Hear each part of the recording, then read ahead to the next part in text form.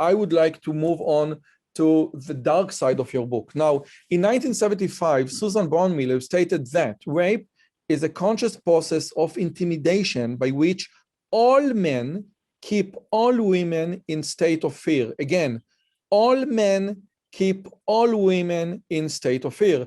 And we hear this from extreme feminists that all men are potentially rapists. Now, this is an outrageous claim, but we hear it occasionally, more often than not.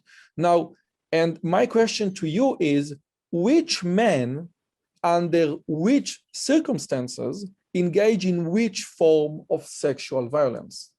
Yeah, so that's a good question. And so just on Susan Brown Miller, I think she was important in highlighting the importance of rape in warfare, because rape is a very common occurrence in warfare. However, the notion that all men are rapists or would be rapists under the right circumstances, I think is fundamentally wrong. And one of the things I do in my book is highlight the answer to your question, which is, what is the subset of men who are most likely to engage in rape or sexual assault or sexual harassment? And it's the dark triad personality traits combined with a short-term mating strategy. So dark triad is narcissism, Machiavellianism, and psychopathy, where narcissism, these are people who are of a grandiose sense of self. They believe that they are God's gift to women. They exaggerate or believe that they're more attractive, more intelligent, more successful than they really are.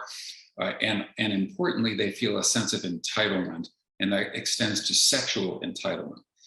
Machiavellianism is basically, as I'm sure all your listeners know, is coined from the Italian advisor to a prince called, his name is Machiavelli. And basically that is people who tend to pursue an exploitative social strategy. So there's the liars, the cheaters, and so forth. And then the hallmark of psychopathy is lack of empathy. So most humans have an empathy circuit where we feel when someone is harmed, or a pet, an animal, a child, we feel a sense of deep compassion for the hurt that they experience. Psychopaths don't. It's like their empathy circuit is absent. And so you take this dark triad traits, narcissism, Machiavellianism, and psychopathy, and you combine it with a dispositional pursuit of a short-term mating strategy. This is which circumstances, because you just answer which men, like the dark triad. Right. Now you're going to answer which circumstances, like in the pursuit of short-term relationship. Yes. Yes, in the pursuit of short-term relationships, and when men are in a position of power and can get away with it. And it's actually a point where I disagree profoundly with some of my evolutionary psychology colleagues, who I respect greatly, who argue that it's loser males who are most likely to commit sexual assault. And I argue the evidence is actually the opposite. It's men who are in a position to get away with it, who are most likely to commit sexual assault. And so the newspaper cases, the prominent cases, the Harvey Weinstein, Bill Cosby, Jeffrey Epstein, I'm sure these have made news in Israel as well, I assume. By the way, we have our own Jeffrey Epstein. Is that right? Who is that?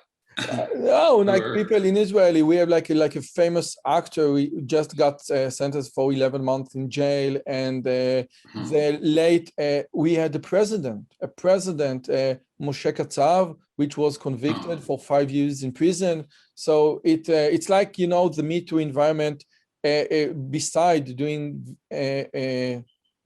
also did many good things in clearing all the bad atmosphere and say, listen, you cannot treat women like you used to treat women. And we actually, in Israel of the 60s, 70s, and 80s, and I think it was the same in the US, we didn't treat women as we should, or society, it's not me, I wasn't born then, but society didn't treat women as it should.